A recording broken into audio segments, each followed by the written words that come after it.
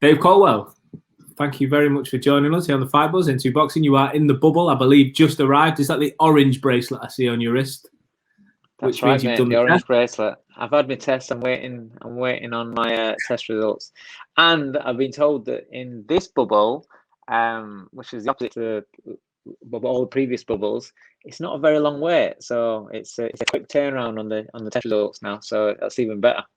Really, you're getting the special treatment. I think when we were in there last week, it was 12 hours, which wasn't quite as bad before. Yeah. Whew. Well, I've done the old 24s and stuff like that, so I've done the full days, and yeah, it's not the best of sort of things, but yeah, apparently this one's only like a couple of hours, so happy days. Really? That's the special treatment, mate. You'll be out for dinner. Lovely. I've got my countdown timer on. Do you know what? It never gets easier having the stick up the nose. Like, doesn't matter how many times you do it. That is awful. I just said that to the lady that did it. I mean, I've had some butchers, to be honest, but she wasn't bad, but it's still not nice. It's still not nice, not all. So yeah, as soon as they're done, I said it to one of the guys on the way in there, and he was trying to flex. I think that he was like, "Oh, I've had 3 a day for the last year and a half or something." And I was thinking, that doesn't sound nice. I don't want to talk to you about that. Let's move on. No, not at all. Well, fingers crossed. Coming towards the end of it. Let's hope we don't have another situation. Let's get on with the boxing. It's a big night on Saturday night. Let's talk about your charge first of all. How's camp going? Been great. It's a process, and it's a long process, because for Lerrone to get to where I need him to be and where he needs to be, then it's more of a mental sort of challenge, because he's very laid back and he's very comfortable. He likes to be comfortable in what he's doing, and so that's my first impression of him when I watched his fights before. When I first got asked to coach him and watched his fights, he struck me as somebody that just wants to stay in his own lane and just do enough. But you can't afford to do that. And especially with the way that the Matchroom and Eddie work with the fighters, they want fighters to stand out, sort of thing. And he's got the personality, he's got the charisma and everything, and he's got the skills and the boxing ability. He just needs to put in a few gears, be willing to do more than what's than what's just enough, and then he'll be a star. And he's now getting there. The last 3 weeks has been brilliant. Every sparring session, he's gone up through the years, and he's enjoying now. He's understanding what he's needing to do. So we're getting there. But yeah, he's in a great place. I'm happy with where he's at, and please God, on Saturday he becomes European champion, and that's a great title for him to develop some more, to learn some more before he steps on, into world class. I'll speak about the fight that's to come, and Lerrone's potential future, and what fights that might hold, because I know that there's a few names that everybody will speak about in this division. But just focusing on him for a moment, you speak about his team, his camp, Matchroom, etc. It's been known for a while now. There's a lot of faith and belief in this guy. When you look at Lerrone Richards' team around him, that from the management with S-Jam, a high-level coach like yourself, the Matchroom getting involved, all these pieces don't just fall into place on an off chance or on a hope that the kid does okay. People have recognised that Lerrone has something, and there's definitely something that to work with. Yeah, 100%. He's had it's not really been a smooth career as such. He's had injuries and things like that have held him up. But he's 14 fights in, British and Commonwealth champion, and he's fighting for a European title in 14 fights. That takes some doing. You're not just an average fighter being able to do that. And he's had good domestic tests. People like Langford and Lennox Clark. So he's had real fights, good fights, and people have seen him, and people have seen what he's capable of. People have seen snippets of what he's capable of. People have seen him in sparring, what he's capable of. and he's now got the backing. You know, as he said, S-Jam management wise, Matchroom promotional. He's got the, you know, he's got heavyweight backing behind him promotional wise. You know, he's got the platform. He has to now go out there and deliver. And like I said, not just be happy with just doing enough. And he's got to go out there and show the people. I just want him to express himself, because he's got charisma and he's got personality outside the ring, but he's also got it in the ring. And I want people to see that. I want him to go out there and just let it flow. And when Lerrone flows, Lerrone's really good to watch. He's really good to watch because he's talented. He's a very good fighter.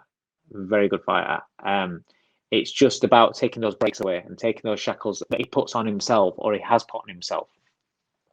I was reading some of his quotes in press releases and in other interviews and things in build up for this and this week, and he's certainly saying the right things. And one thing that I like to hear is fighters when they understand that they have to go through the levels. I mean, we're seeing it in even higher profile fighters at the moment in different weight classes. Conor Benn springs to mind about, you know, making sure that you don't just jump up too quickly and you have to go through the right channels. He's talking about this fight being that next level up, you know, that European level. It might open the door, as you say, to future fights, but one step at a time. You can't rush this process. No. It's all part of an education, and it's all part of a process. You need to gather the education and the knowledge as you're going along and through each steps, each levels. Each opponent brings you something that you need to take from and then add to your game. You know, his last opponent, Timo Lane, very experienced fighter, a very good survivor, and now Lerrone put him in his box, couldn't get him out of a box, but he couldn't finish him because he didn't do the right things. He didn't take himself out of that comfort zone, put punches together in bunches, change the angle, little things like that, because normally he's comfortable in just picking you apart. But when somebody doesn't give you the openings, then it's very hard to stop him. You have to create the openings, and now he's understanding that, and so he's learned from that fight to then take him to this fight, and this is how it goes. Now this Saturday he's fighting for a European title against a former world champion, a very experienced fighter, a strong puncher, somebody who's very, very strong and is going to come and try and outwork and out hustle Lerrone and try and knock him out. And he's got to take all the lessons that he's learned in his previous 14 fights, the lessons he's learned in the sparring sessions, and the work that he's putting into the gym. He's got to take that and then start using them in his fights. It's no good having these capabilities of being able to do things if you're not willing to do them on fight night. And that's what these fights for. Is for him to get comfortable in that ring. He needs to be comfortable, 100% comfortable in expressing himself in the ring. And that's what he's getting. He's getting towards that. Now, if he goes out there and lets it flow on Saturday, he's going to look really good on Saturday, and people are going to go, whoa, this kid is for real. This kid is something I want to watch. And like I said, take the lessons from Saturday and then move on. But it can't be a case of like he beats this guy on Saturday and he becomes European champion, and then we chase the world title straight away. No, the thing with Lerrone is he'll be then, please God, he's 15 fights, but that's still like an early stage of your career. You know, it's still early, 15 fights, but he's about 28 years old. So we're kind of like at that where you've kind of like got to move quick, but not too quick. So, you know, the right opponents are very, very much key in his development. You've sort of already answered my next question, but just on the fight on Saturday, Giovanni De Carolis, what do you expect him to bring? I know you've just said, you know, you expect him to come forward and really test Lerrone and give him some work, but what do you see in this opponent to really threaten Lerrone, and what does he have to watch out for on Saturday? His experience is tough, is rugged, and he is very heavy-handed. You know, I spoke to people that sparred with him as well, not just fought. It's not just about the people he's fought. People that sparred with him when he's wearing bigger gloves and they're wearing head guards, and they're telling me that he is heavy-handed. They feel his power. But the experience that he's gathered, you know, he's a former world champion. He's got pride, and what he can do is if he starts rumbling forward and he's missing, and Lerrone's making miss and pepper him, then he can box on the back foot a little bit, or he's willing to box on the back foot a little bit and look to draw you in. But you know, it's about taking away what he does and Lerrone expressing himself, because Lerrone can cope with any style as long as he lets it flow. You know, he's worked very, very hard in the gym. He's worked very, very hard in his S&C sessions. He's developed a lot of strength. He has got explosiveness about him. You know, he ticked all the boxes in preparation. He's just got to make sure that the laid back, relaxed sort of Lerrone is kind of diluted with a Lerrone that wants to take himself out of that comfort zone and wants to inject a little bit of pace in the round as well. Because when he does that, like I said, when he goes to work, he's one of those fighters you go, wow, he's good. He's really good. Let me move the conversation on then to that. If hope Bray does get the win, if he does get the win, and we're talking Saturday night, Sunday morning about a successful mission accomplished. He was talking about this opens the door to world level. Granted, not world title fights yet, but it moves him up. When you're talking about world level in this division, as we saw last week just gone, there is one man at the pinnacle of this division. Yeah, next level. That is, I mean, with all due respect to Lerrone and every other fighter in this division, he just seems untouchable at the moment. I'm assuming you saw the fight at the weekend. Yeah. What did you make of it? It was kind of what I expected going into the fight. I knew that Billy would give a great account of himself. Billy's style is the style that you would expect Canelo to struggle with historically. He has done.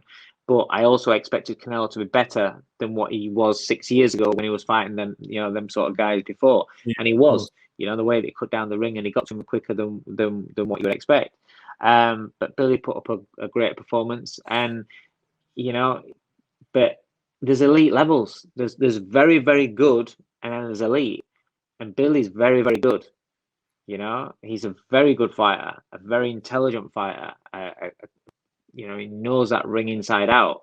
He's comfortable in that ring. But then there's elite level, and that's the difference. And when very, very good goes in with elite, if there is a difference between those two, then it can look quite evenly matched for half of the fight, but then it starts stretching out. And that's what you get in a lot of fights like that. And the shot that did the damage was nasty, and he's on a level above at middle, super middleweight. I don't think there's anyone that can beat Canelo. No, I mean, obviously you would say Caleb Plant is the obvious next choice simply because doesn't mean he has any more of a chance than no. That is a good fight. That is a very good fight, and it will be a good fight. But again, levels will separate them. Just a quick one on Billy. I know that certainly official communication has been sparse, as often is when a fighter suffers such an injury. But Billy posted out, I think it was on Facebook a couple of days ago, maybe yesterday, about multiple fractures, and we've heard about this surgery now. Do you expect him to come back from that? Can fighters come back from that? They can, yeah. I mean, Kel had titanium plates put into his eyes, but there's a difference between when you have a serious injury when you're young and fresh, you haven't achieved your ambitions yet, you haven't scaled the heights yet, and you haven't earned the money yet. And then when you're towards the end, when you're looking at the last few big fights and you've won world titles, you've earned millions and millions, and then you fight at the pinnacle of sport. To come back after that, the layoff that he's going to have, and I don't know. And what's the desire there? It's got to be something that excites Billy. I mean, I don't know him well enough, but I would assume that it'd need to be something that would excite him enough to go through the whole process of being a fighter, living like a fighter, and this is after you've healed. I I don't think we'll see him again in the ring. I don't think so. I might be wrong. Like I said, I don't know him, but he's ticked all the boxes. He's had a brilliant career, and he's just fought at the absolute pinnacle of the sport. Gave a good account of himself. Yes, he got beat, but gave a good account of himself. And what else is there to prove? Win another world title. He's won. You know, he's been world champion twice before. So I don't know. He's get another payday. Well, he's earned millions and millions, and he's smart with his money.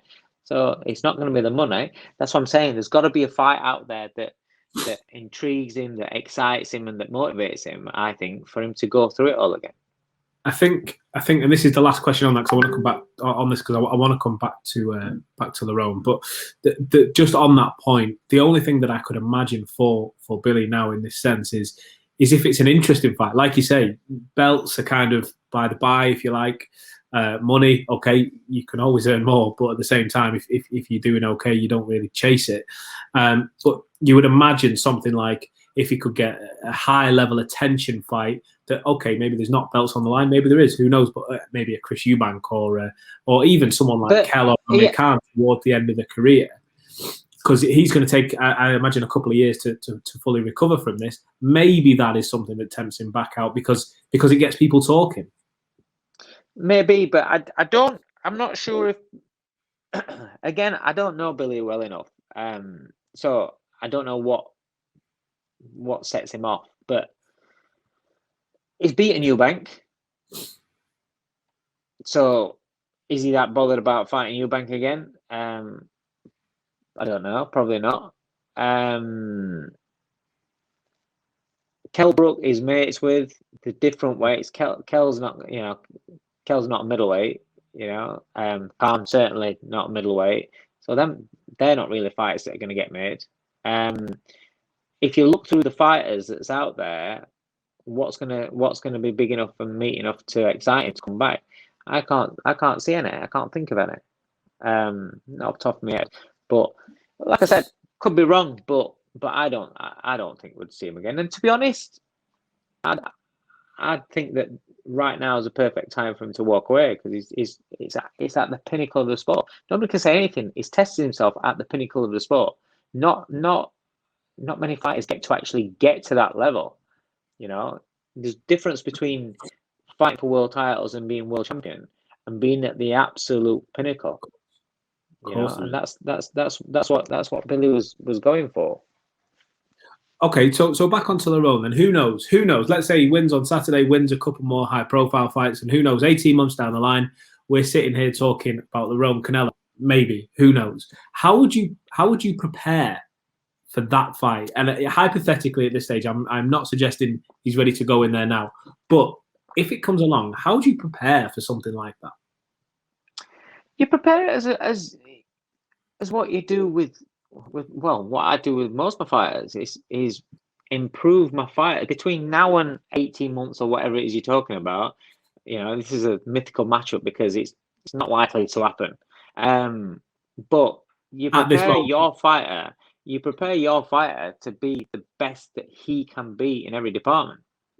And yes, you look at the opponent, and that you can't really stand in front of Canelo. You have to be you have to look at your fighter's attributes and as well as the opponent's, and you can't say, push him back, stand with him, do it if you're not a big puncher yourself, if you're not that kind of fighter yourself. So Lerrone has got the style that, again, historically is a style that gives Canelo problems or gives the opponent the best chance of beating Canelo. That southpaw, slick mover, good movement, shots coming from various angles, sharpshooting sort of opponent.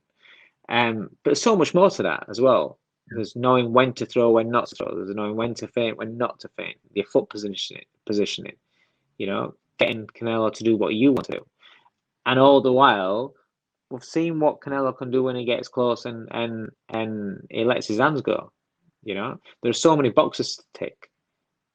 Of course, yeah. It's an incredible division, and like you say, who knows? Maybe Andrade moves up. There's a lot of fighters that could be on that path to Canelo if that fight even ever happens. Like you said, there's so many steps to go, but there's a lot of interesting fights to be made there. Just finally, Dave, where are you keeping you for too long? The card that you were on this weekend, if I could just get a few words on that. It's an exciting card. It's an interesting card. I think, don't mean any disrespect to anyone on this card, but with the likes of Canelo last week and Chisora Parker the week before, it's maybe not as high profile, but it's still a really, really good card that keeps cogs turning and will have ramifications on various different boxing scenes. Yeah, it's like you say, it's name profile wise aren't there comparison to what we've just had. But again, we're just talking about the pinnacle of the sport, Yes. So you can't compare. But all eyes are on Joshua Buatsi. We know what a talent he is, but we also know that there's modifications that need making before he's let off the leash to step into world class. He's linked up with Virgil Hunter, who's a great coach, a great boxing mind, and I'm excited to see the development of Joshua under Virgil. That is exciting and that is intriguing. So I can't wait for that. This is going to be the first fight, so you're not going to see a drastic change. You'll see little bits. I'd like to see little bits. Again, it's kind of like what I said. Go back to with Lerrone. It's a process, because when you start working with a fight, it doesn't just happen like that. Bits by bit by bit, starts getting ingrained with them, and what happens is then when they get tired, they can still do what the developments that they've had with you. They're still doing it rather than reverting, making mistakes or whatever. So there's still a process with Joshua Buatsi. But I'm excited to see how that process is developing. I'm looking forward to our fight. Gamalia fight against Jason Cunningham is an intriguing fight, because Jason's a lot better than what people think. He's won Commonwealth title a couple of times. He's a southpaw. He's a clever boxer. But I don't know how much he's got left now at this stage of his career. Dalton Smith against Lee Appleyard. I rate Dalton Smith. I really rate him. I think he's the best fighter to come out of Sheffield for a long time. For a long time.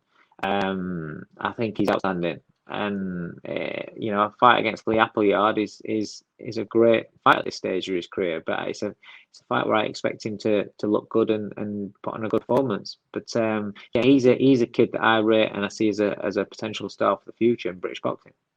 It's certainly an interesting card. Just finally, Dave, if you bump into Virgil Hunter over breakfast down in the canteen or anything, do you have like a coach's chat? Do you have like a go-to talking point to talk about, or is it just I've met Virgil before out in America. I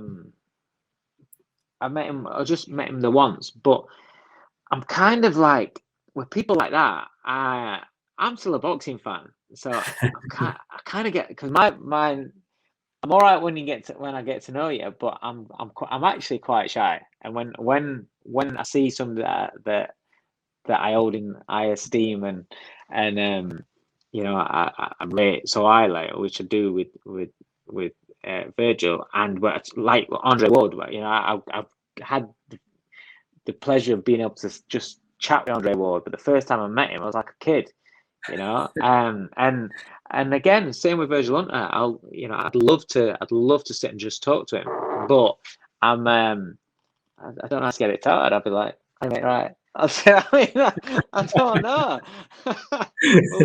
We'll see. You never know. He might be the same with you, Dave. He might. I don't know. Let's not talk shit. I might see if I might break the ice and see if he fancies a game of table tennis. Let us know, and let us know if you beat him. I think that'd be some scoop. Dave Coldwell beats Virgil Hunter at table tennis. I'd certainly watch that.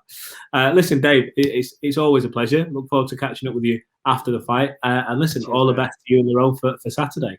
Thanks, mate. Appreciate that.